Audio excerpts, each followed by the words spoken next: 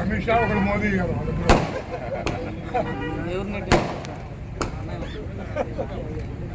ఈరోజు మన రాష్ట్ర రాజధాని అమరావతికి నిన్నటి రోజున లోక్సభలో ఈరోజు రాజ్యసభలో శాశ్వత రాజధానిగా గుర్తిస్తూ పునర్విభజన చట్టానికి సవరణ చేస్తూ బిల్లులు ప్రవేశపెడితే మూలువాని ఓటుతో అవి ఆమోదించబడ్డాయని చెప్పి తెలియజేయడానికి సంతోషిస్తా ఉన్నా. నిన్నటి రోజున లోక్సభలో ఈరోజు రాజ్యసభలో ఇది ఒక చారిత్రాత్మకమైనటువంటి బిల్లు. ఇందులో ఏముందని మీరు అనుకోవచ్చు, కానీ మనకి మాత్రం ఈ రాష్ట్ర చరిత్ర మొత్తం కూడా అదొక పాఠ్యాంశంగా లిఖించదగ్గటువంటి అంశం. భారతదేశంలోనే ఏ రాష్ట్ర రాజధానులు కూడా పార్లమెంట్లో చట్టం రూపేణ రూపొందించుకున్నటువంటి పరిస్థితులు లేవు. అది మనకు అదృష్టం, ఒక విధంగా మన దౌర్భాగ్యం. రెండు మనకే ఉన్నాయి. దౌర్భాగ్యం ఏంటంటే 19 నుంచి 24 వరకు జగన్మోహన్ రెడ్డికి అధికారాన్ని అప్పచెప్తే ఆ అమరావతిని విచ్ఛిన్నం చేసి అమరావతిని నేను గుర్తించట్లేదు, అసలు ఇది రాజధాని కాదని చెప్పి శాసనసభలో తీర్మానం చేసి శాసన మండలికి పోయేసరికి వీగిపోయింది. అది కోర్టుకు కూడా పోయి నేను 3 రాజధానులకు వెళ్తా ఉన్నాను, 3 ముక్కలు చేస్తున్నాను రాజధాని అని చెప్పి ఈ రాష్ట్రంలో ఉన్నటువంటి ప్రజానికానికి అమరావతి రాజధానికి ఎంతో గౌరవంగా, విశ్వాసంగా, నమ్మకంతో భూములు ఇచ్చినటువంటి 29,000 మంది రైతులకి అన్యాయం చేస్తూ దాదాపు 4.5 సంవత్సరాలు 1600 రోజులు అమరావతి రైతులు ఉద్యమం చేశారు. రాజధాని కోసం మన భూములు అడిగితే వారిని 1-10 సార్లు అడిగి చంద్రబాబు నాయుడు గారి మాట మీద విశ్వాసంతో రాజధాని పెట్టడానికి భూములు ఇమ్మని చెప్పి మనం అడిగితే ఇచ్చినటువంటి రైతాంగం మా రాజధాని మాకు ఇవ్వండి అని చెప్పి 1600 రోజులు ఉద్యమం చేయటం అంటే ఇంతకంటే దౌర్భాగ్యం, బాధాకరమైన అంశం ఇంకోటి ఉంటుందా అని చెప్పి మనం ఒకసారి గుర్తు చేసుకోవాల్సిన అంశం ఉంది. ఇటువంటి పనికి మాలినాళ్ళు, ఇటువంటి తొక్కులక్కులు భవిష్యత్తులో ఎవడైనా రావచ్చు.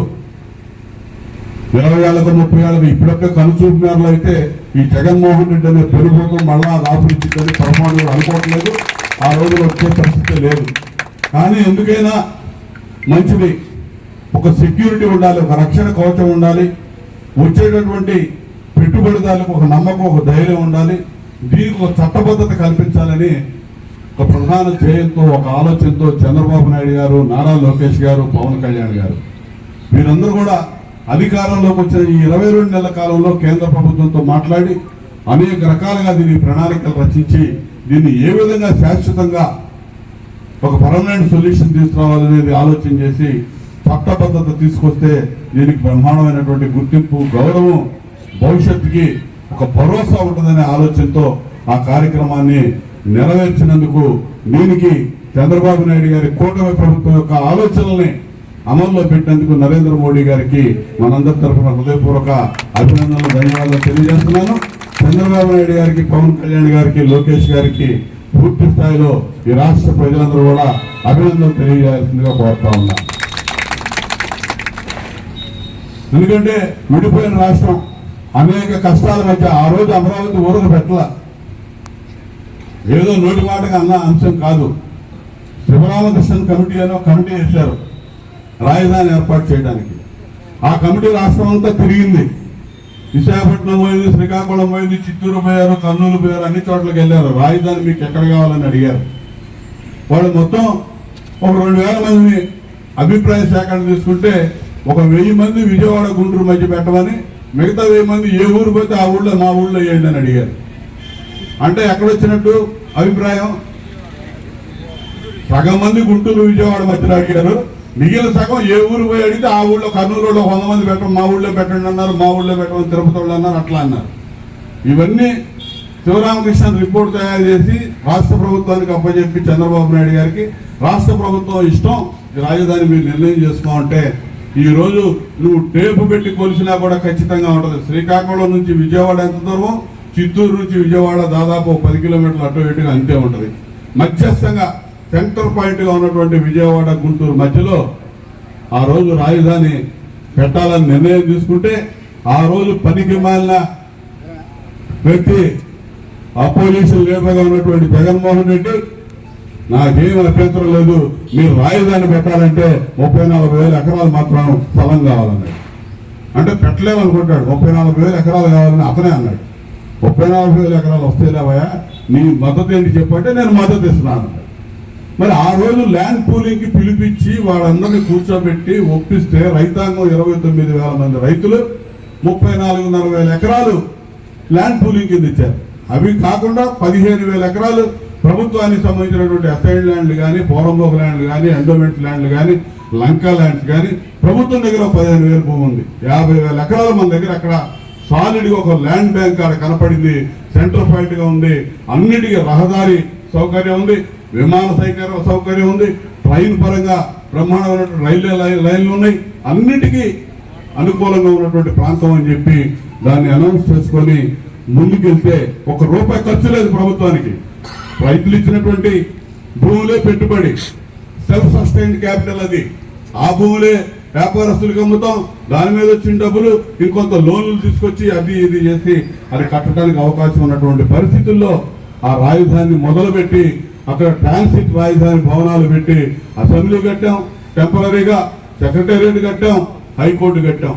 అవన్నీ ఇప్పుడు పరిపాలన సాగుతుంది అక్కడే కదా 10 ఏళ్ల నుంచి. అవి కాకుండా శాశ్వతంగా 100 ఏళ్లు నిలబడటానికి అవసరమైనటువంటి కాంట్రాక్ట్ టెండర్స్ అన్ని కూడా దాదాపు పోయినసారి 40,000 కోట్ల పైచిలకు ఆ రోజు టెండర్లు పిలిస్తే మొత్తం రద్దు చేసి విధ్వంసానికి గురి చేసి ఈ రాజధాని శ్మశానం అన్నాడు, ఎడారి అన్నాడు, రకరకాలుగా కులమొత్తరేశారు, రకరకాల అవమానించారు, అవహేళన చేశారు. ఆ రైతుల్ని జైళ్లకు పంపించారు, రైతులకి బేడీలేసి నడిపించారు రోడ్ల మీద, రకరకాల ఇబ్బందులు పెట్టి ఒక విధ్వంస రచనకి శ్రీకారం చుట్టి ఎన్ని రకాల ఇబ్బందులు పెట్టాలో అన్ని రకాల ఇబ్బందులు పెట్టాడు జగన్మోహన్ రెడ్డి. రాష్ట్ర ప్రజలందరూ చూశారు వాళ్ళు చేసినటువంటి ఆందోళన. రాజధాని నుంచి తిరుపతికి కానీ, అదేవిధంగా రాజధాని నుంచి ఇటు శ్రీకాకుళం కానీ, అరసవల్లి కానీ వాళ్ళు మొక్కవోలు దీక్షతో పాదయాత్రలు చేశారు. రాష్ట్ర ప్రజలంతా సంఘీభావం తెలియజేశారు. ఆ రోజు రాష్ట్ర విభజన ఈయన చేసిన విచ్ఛిన్నానికి, వాళ్ళు చేస్తున్న పోరాటానికి రాష్ట్ర వ్యాప్తంగా మద్దతు నిలబడ్డారు. ఏదన్నా కానీ అన్ని ఆందోళన ఫలితం అతను చేసినటువంటి పరిపాలన విధ్వంసం. ప్రజలు 164 సీట్లు ఇచ్చి మన అందరి శ్రమ ఫలితంగా ఈ రాష్ట్రానికి వల్ల చంద్రబాబు నాయుడు గారి నాయకత్వంలో కూటమి ప్రభుత్వాన్ని పవన్ కళ్యాణ్ గారు చంద్రబాబు నాయుడు గారి నాయకత్వంలో 164 సీట్లు ఇచ్చి గెలిపించారు.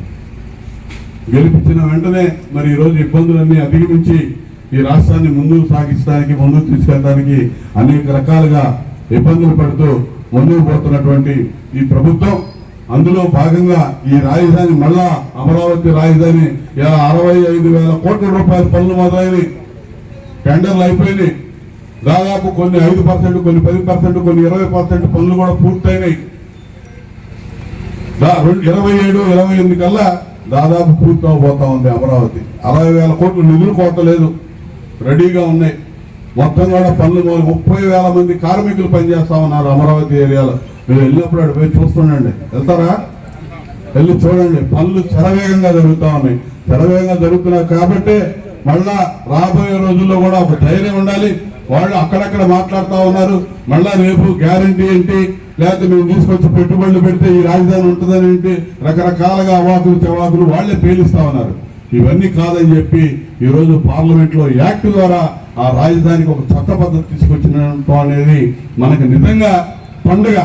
రాష్ట్రం మొత్తం పండుగ. ఆ రాజధాని పరిధిలో ఉన్నటువంటి మనకి మరింత పండుగ రోజు అని చెప్పి ఈ సందర్భంగా మీ అందరికీ తెలియజేస్తా ఉన్నా. ఆ దిశగా ఆ పండుగ చేసుకునే విధానంలో భాగంగానే ఈరోజు సంబరాలు మనం చేసుకున్నాం. ఈరోజు ప్రజలందరిలో కూడా తీసుకెళ్ళండి. గ్రామం ఉంటే ఇళ్లలో బయటకు వచ్చి దీపాలు వెలిగించండి, క్యాండిల్స్ వెలిగించండి. 7 గంటలకు ఖచ్చితంగా జరగాలి. మీరు ఇళ్ల దగ్గర ఉంటే మీరు చేయండి, మీరు బయట ఉంటే అక్కడ మీకు అవకాశం ఉన్నంత వరకు మీరు దీపాలు వెలిగించి మీరు హర్షాతిరేకాలు వ్యక్తం చేయండి. మీ ఇళ్లకి ఫోన్లు చేసి ఆ కార్యక్రమం మీ పిల్లలతోటో మీకు సంబంధించిన బంధువులతో ఒక క్యాండిల్ వెలిగించి అందరూ కూడా సంఘీభావం తెలియజేస్తూ ఈ ఉత్సవాల్లో రాష్ట్రంలో ఉన్నటువంటి ప్రతి ఒక్కరూ భాగస్వాములు అవ్వాలనేది చంద్రబాబు గారి ఆకాంక్ష, ఆశ. ఆయన దానికే ఈరోజు